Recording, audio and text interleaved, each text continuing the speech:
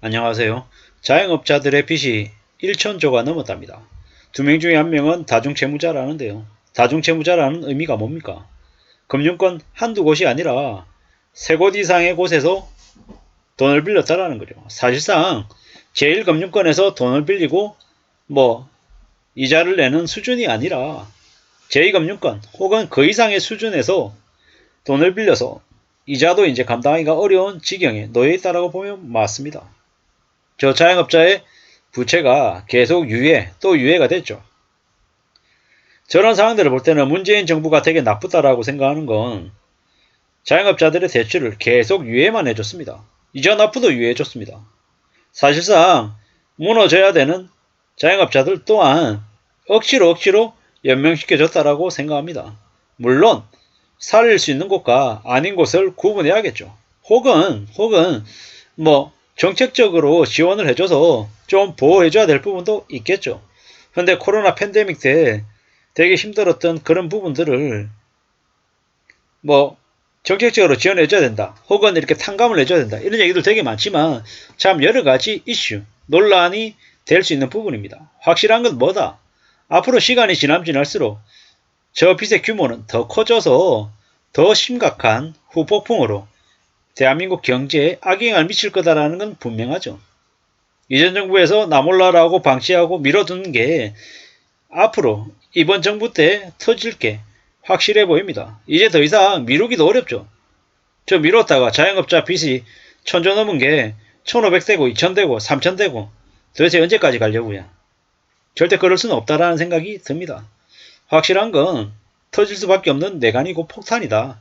그리고 저런 것들이 터지면 한국 경제는 상상을 초월할 정도로 대혼란과 대충격이 벌어질 것 같다입니다. 이미 우리는 뉴스를 보면 각종 범죄들이 창궐하고 있는 걸 느낍니다. 언론에서 계속 극단적인 사건들을 틀어막는 것 같은데 막아도 이제는 터져나온 것들을 얻지 못하는 것 같습니다. 대한민국의 사회가 얼마나 살벌한 사회가 될지는 이제 점점 우리가 이제 시간이 지나면 지날수록 피부로 이제 느끼게 되겠죠. 편의점에서 밥 먹고 있는 아이를 갑자기 상해를 일으키고 도망가는 놈이 있는가 하면 강남 대로에서 여성을 납치하는 이제 범죄자들이 나오고 참 믿기 어려운 일들이 계속 벌어지는 것 같습니다. 저러한 일들이 왜 일어나냐? 경제적인 문제 때문인 것 같다라는 생각도 들고요. 너무 무분별하게 빚을 권했던 우리 사회가 만드는 그 결과물이 아닌가라는 생각도 들었습니다. 이랬건 저랬건 간에 삶이 더 힘들어지고 더 곤욕스러워지는 것 같습니다. 어떻게 살아야 될까? 어떤 마음을 먹어야 될까? 이런저런 고민들이 더 많이 듭니다.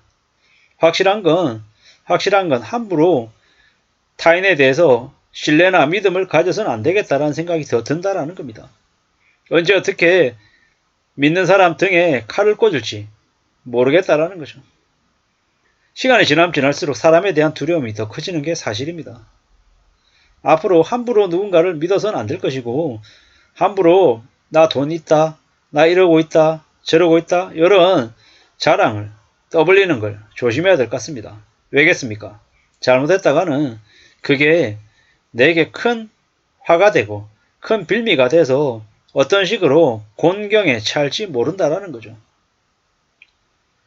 어쩌자고 저렇게 자영업자들의 빚을 저렇게 나 몰라라고 방치했나 싶을 정도인 거죠. 이유 없는 무덤 없겠지만 좀 해도 너무 심하다라는 거죠.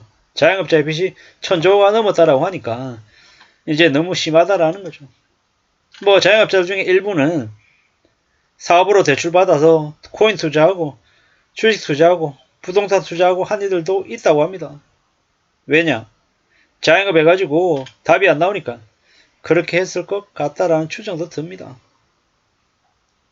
자영업자들 가운데 3곳 이상에서 대출받은 이가 2명 중에 1명이고 평균 대출이 4억이랍니다. 4억. 1년 반 동안 기준금리가 오른 만큼 대출금리도 올랐다면 연평균 이자 부담이 900만원이 넘는답니다. 빚을 내서 다른 빚을 메워갔던 거죠. 그렇기 때문에 언제든지 그 빚이 연체가 되고 금융권들이 그 빚을 어떻게 해결하겠다라고 나서는 순간 금세 터질 수 있다라는 거죠.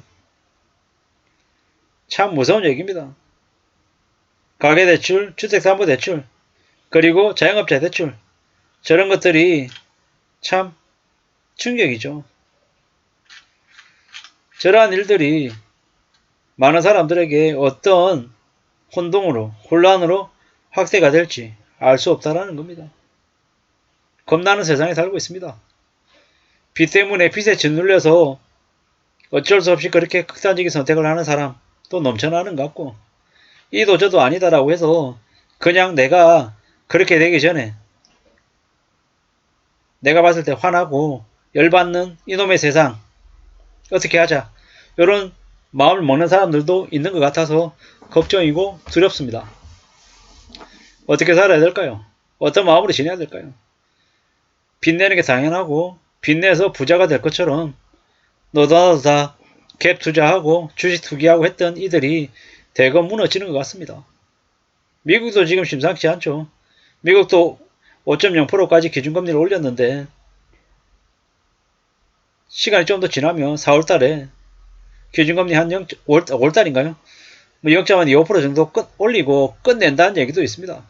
근데 무서운 건 기준금리 인상을 멈추고 난 다음이 더 무섭다고 하죠.